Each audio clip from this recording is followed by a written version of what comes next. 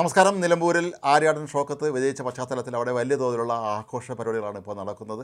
Nilambur മണ്ഡലത്തിലുടനീളം UDF പ്രവർത്തകർ വലിയ തോതിലുള്ള ആഘോഷ പരിപാടികളും നിലമ്പൂർ മണ്ഡലത്തിലുടനീളം UDF പ്രവർത്തകർ ആഘോഷ പരിപാടികളും റാലികളും ഒക്കെ സംഘടിപ്പിച്ചിരിക്കുകയാണ്. മധുര വിതരണവും എല്ലാം തന്നെ അവിടെ നടക്കുന്നുണ്ട്. അതിനിടയിൽ പരാജയപ്പെട്ട LDF സ്ഥാനാർത്ഥിയായ M. സ്വരാജ് തൻ്റെ പ്രതികരണമായി രംഗത്തെത്തിയിട്ടുണ്ടായിരുന്നു. സ്വരാജ് പറഞ്ഞത് തൻ്റെ പരാജയ കാരണം പരിശോധിക്കും എന്നാണ്.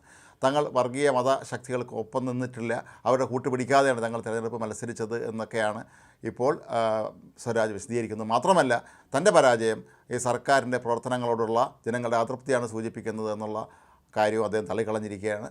ഏതായാലും തൻ്റെ പരാജയത്തെക്കുറിച്ച് കൃത്യമായി അന്വേഷിക്കും എന്നും അതിനുശേഷം പിന്നീട് വിശദമായ രീതിയിൽ തന്നെ കാര്യങ്ങൾ വിലയിരുത്തും എന്നുമാണ് ഇപ്പോൾ സ്വരാജ് വിശദീകരിക്കുന്നത്. അതേസമയം ആര്യാടൻ ഷൗക്കത്താകട്ടെ ഇതൊരു ഒത്തൊരുമയുടെ കൂട്ടായ്മയുടെ വിജയമാണ് എന്നാണ് തൻ്റെ വിജയത്തെ വിശേഷിപ്പിച്ചിരിക്കുന്നത്.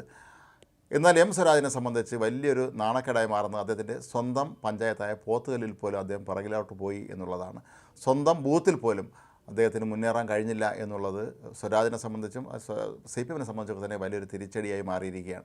തുടർച്ചയായി രണ്ടാം തവണയാണ് ഇപ്പോൾ സ്വരാജ് പരാജയപ്പെടുന്നത്. കഴിഞ്ഞ തെരഞ്ഞെടുപ്പിൽ 2021 തൃപ്പൂണിത്തുറ എന്ന് അദ്ദേഹം K. ബാബുവിനോട് പരാജയപ്പെട്ടത്. ഇപ്പോൾ വീണ്ടും സ്വന്തം നാട്ടിൽ വന്ന് പരാജയപ്പെട്ടു എന്നുള്ളൊരു പ്രതിസന്ധി കൂടി സ്വരാജ് നേരിടുകയാണ്. സ്വരാജിൻ്റെ പാർലമെൻ്ററി ജീവിതം തന്നെ ഒരുപക്ഷെ അനിശ്ചിതത്വത്തിലേക്ക് പോകുന്ന അവസ്ഥയിലേക്കാണ് ഇപ്പോൾ ഈ ഒരു തെരഞ്ഞെടുപ്പ് പരാജയം കൂടി സംഭവിക്കുന്നത് എന്നാണ് പൊതുവെ വിലയിരുത്തപ്പെടുന്നത്.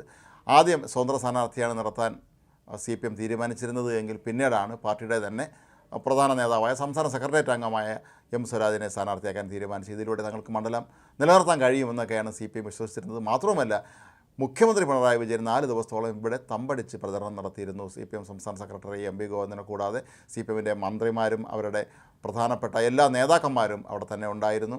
ഇതൊന്നും കൂടാതെ സാംസ്കാരിക നായകന്മാരൊക്കെ തന്നെ സ്വരാജിന് വേണ്ടി രംഗത്തെത്തിയിരുന്നു. എന്നിട്ടും പരാജയപ്പെട്ടു പോയി എന്നുള്ളത് CPM നേതൃത്വത്തെ ഇപ്പോഴും അമ്പരപ്പിക്കുന്ന ഒരു വസ്തുതയാണ്. നേരിയ ഭൂരിപക്ഷത്തിനെങ്കിലും തങ്ങൾ ജയിക്കും എന്ന് തന്നെയാണ് നേരത്തെ CPM നേതൃത്വം പ്രതീക്ഷിച്ചിരുന്നത്. അങ്ങനെ തന്നെയാണ് തങ്ങൾ കണക്കൂട്ടിയതെന്നാണ് കഴിഞ്ഞ ദിവസവും CPMൻ്റെ നേതാക്കൾ വ്യക്തമാക്കിയിരുന്നത്.